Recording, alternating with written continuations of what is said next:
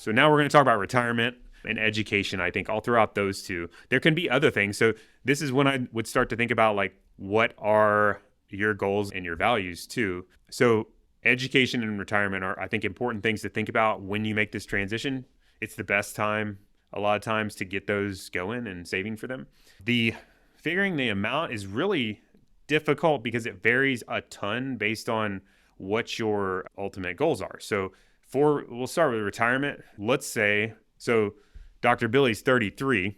Let's say Dr. Billy's like, I know there's some problems in healthcare. Like, I'd like to have some flexibility to be financially independent as soon as possible, like 50. That's going to be a really high savings rate required.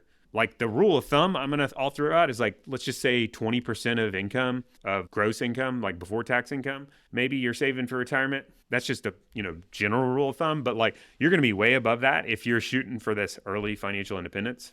And it's unreasonable to kind of go for that until you've, run these numbers. You gotta do the numbers ultimately. On the other hand, if you're like, I'm going to work to 65, like I enjoy my work and I want to continue doing it and I want to plan for that so that I have resources available to do other stuff sooner than that, that's going to be a much lower number. Maybe it's 20%. It probably might even be a little lower than 20%. Depends on, the details of your situation. But I think like a blanket general rule of thumb, maybe would think about like 20% of income before tax income, that is, and start from there. But really a better approach is to say like, what is the goal? And then we can start to fine tune your percentage. The other thing too is like, what is the lifestyle? So for retirement planning purposes.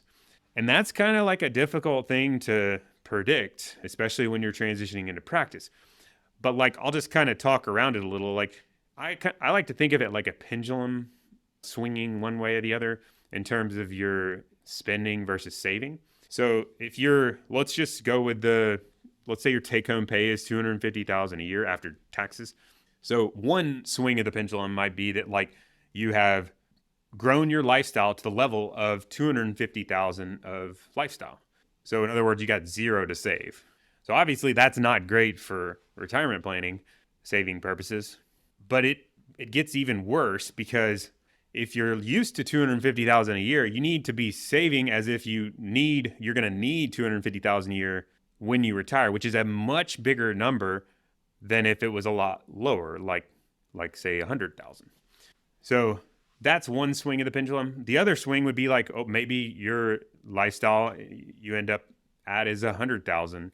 And so that's kind of swinging the other direction. So you're used to 100,000 lifestyle and therefore are saving 150,000 a year. That's a completely different scenario. And it like really has this swinging effect the other direction. It can go swinging really fast. But when you're saving 150 and you're spending 100, it's like you're saving a ton more, but you really actually are saving for a lot lower future lifestyle because retiring on a $100,000 lifestyle is not near as challenging, or it doesn't require near as much resources as the $250,000 lifestyle. So it's kind of like a teeter-totter, or I like the swinging the pendulum analogy. It's like you got to look at both the spending and the saving, and they have like this interrelated effect when you're thinking about saving for retirement. A safe bet is to keep your lifestyle under control. Like that's going to be a safe bet for this stuff. And then if you just really wanted a number and you didn't want to do all this analysis and thinking through this planning, like maybe 20% is a decent starting point, especially if you're okay with like normal retirement ages. So that's retirement. Education, maybe it's important to save for undergraduate for your kids, or maybe it's important for you to fund private school, K through 12 or whatnot. Education is it's probably the second most common goal that we hear people bringing up. So it's a good time to be carving out those dollars when you're transitioning to practice. It's the same sort of thing. It's not quite as complicated as an analysis, but there's also, I don't really have a great rule of thumb because it depends so much on like what the goal is.